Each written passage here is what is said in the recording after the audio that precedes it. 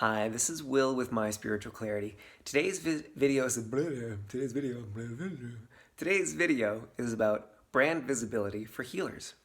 And one of the points that I'm going to make, which I just brilliantly illustrated there in the moment, and as I see the arts and crafts from my 6-year-old behind me, it's about being you, all of you out in the world. Healers hold back. And there are many reasons for it. This fear of being seen, this belief that it's not safe to be seen, that it's not safe to be all of you. I've had that come up in I don't know how many sessions, at least 100 sessions. The specific belief that comes up of, oh my God, it's just not safe to be me. I can't be all of me out in the world. I'll be rejected. I'll be hurt. I'll be cast out. I'll be ostracized. My family won't be safe. And I'm not, this isn't hyperbole. I'm not making this try to sound more dramatic for the sake of this video. These are actual words and phrases that clients have told me. And I understand there are experiences from this life and, depending on your beliefs, experiences from past lives or energies that we pick up from other people that make all of this so real in our world. And it makes us as healers want to hold back and not be seen. So then we come to this video called Brand Visibility for Healers. And well, how the heck can I be more seen? How the heck can I be more visible when I've got all that going on, all these reasons to hold back and not be seen, these reasons to stay safe? Well, I have a practice for you. It's building your visibility practice. And these are going to be very practical steps, but they will help you to see what are those specific limiting beliefs that have been getting in your way so that you can go and deal with those either on your own, with your own process, another professional that you trust, or with me if you'd like to look into deeper work. But I want to give you in this video a specific framework, a structure that you can use that's going to surface some of those crappy limiting beliefs and give you a framework and a structure that you can use every week in your own, to build your own visibility muscle. So here they are. I was a little tired. There we go. So here they are. It's the 3 C's. The first one is to clarify. The second is to connect. And the third is to create. And each one of these relates to the 3 major relationships as I talk about them in my practice. So the first one is to clarify, and that's your relationship with yourself. So you're clarifying things about your own work, your own business, your own practice, your own life. This is also about dealing with the biggest hurdle to a healthy relationship with yourself, which I call the helper's paradox. And the helper's paradox states that the more a person needs to help, the less able they are to help. And so if as you're trying to clarify your own self and your own business and what you're bringing out to the world, who you help and what problem you help them solve, what results do you help them get, if you're wrapped around the need to help either your clients or your family, people that you know personally, but if you're wrapped around that need energy, you're sunk. You can't move forward. You can't build or grow anything because you're constantly responding to the latest and the loudest. You're trying to put out fires for family or friends or clients. You know, you've only got 2 or 3 or 4 clients, but man, they need you. And the more they need you, the less you can grow because you can't scale if everybody needs you that much. So that's the first one, is to clarify. And some of the things you clarify is your niche. You know, who is it that you help and how? What problem do you help them solve? What specific result do you help them get? Where you don't start is mission, vision, values, all that good stuff. That comes later. And I say that because we healers love to doodle on the meditation cushion. I know because I did it for a decade. What's my real purpose and my real mission? No, stop it. Stop it. Whatever you've got now is good enough. Go work with some clients, do great work, come back to it 3 months from now, and I promise you'll have greater clarity than if you tried to work it all out on your own. So that's the first one, clarify. The second one is to connect. And I'm going to come back to that in a second because the third is to create.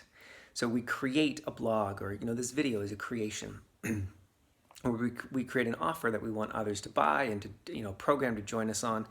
And that's very important. But your creation is not going to be seen, and it's not going to have the impact that you want if you're not also connecting on a regular basis. Me making this video is not connecting. I don't care if I post it on Facebook and Instagram and LinkedIn. This is still creation. If I am not connecting regularly with individual people or going to networking groups if that's your thing. Whatever way you want to connect is great. It could be sending letters in the mail. It could be talking to people as you walk down the street. As long as that's, I don't know how you make that business related in an easy and authentic way, but I'm sure you could. I'm sure someone could.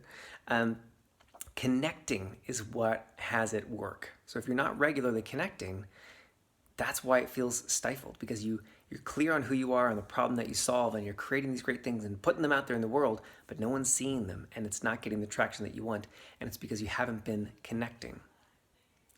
So creation is the first relationship, which is your relationship to the world, your visibility. And too often we say, why aren't my creations being seen? Why am I not putting myself out there in the world? Why is that not flowing? Well, because you haven't addressed the other two, and I think of it like a Venn diagram, those three circles. You haven't addressed the other two first.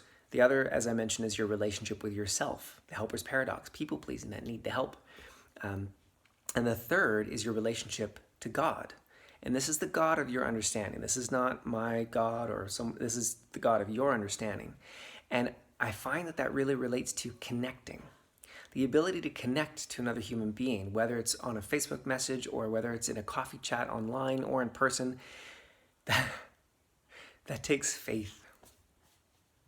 It takes faith to put yourself out there, to be potentially rejected, to have someone, and this is a personal fear of mine from much of my life, to be yelled at. How dare you think that I want to get together or connect? You're probably just going to try to sell me something. Who do you think you are? Scream at me over Facebook or in an audio message. Most often it's very irrational of me, but it still comes up.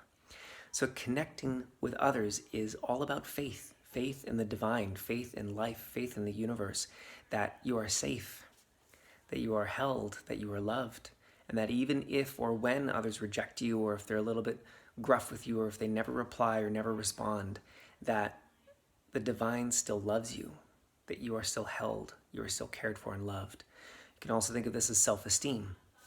One of my mentors calls self-esteem the ability to hold yourself in warm regard no matter what happens. And I find that has everything to do with our relationship with the divine. So very often when it comes to an inability to connect, it's because we don't have that healthy relationship with our understanding of God. So all three of those major relationships connect to these three C's of brand visibility. Now, I know this may not seem super practical or structured, but I promise you that it is. Because if you are not, sorry, I gotta move my arm again. If you are not doing those three things on a weekly basis, you do not have a structure. There's no point in taking some advanced marketing course or advanced visibility course or how to make great videos or how to write blogs or copywriting for copycats. I was trying to think of an alliteration there. There's no point in any of that unless you're in a weekly rhythm of those basic things. And I recommend an hour for each. 1 hour to clarify, which could also be clarifying your offer, which then leads into creation. So an hour on creation. I recommend in the beginning making videos or blogs or something to help you clarify your message and what you're doing in the world. And then an hour to connect. And if that's 5 minutes here and there, that's great. If it's an hour all at once, great. But in the beginning, you're just trying to work out your weekly rhythm of how and when you do those things and your ways to do it best. I like video. I don't want to write. Apparently, I'm okay at writing, but I hate it. It takes me forever. I can make this 10-minute video, or I could spend 3 hours knocking out a blog that I still don't like. So, you got to figure out what ways do you like to create? What ways do you like to connect? How do you best clarify? I always clarify better with other people in a conversation, not on my own. All this kind of stuff. So before you go and drop $15K on that marketing program to go from $6 to 6 figures in 6 days and 60 seconds, I really recommend work out your weekly rhythm, apply yourself to these 3 C's, and you'll have much better results in all those specialized programs that you get. So I hope this has been helpful, much longer than I thought this video was going to be, but I got so much to say, so I hope it's been valuable. Please do subscribe down below or like the video, and I look forward to seeing you soon. Have an awesome day.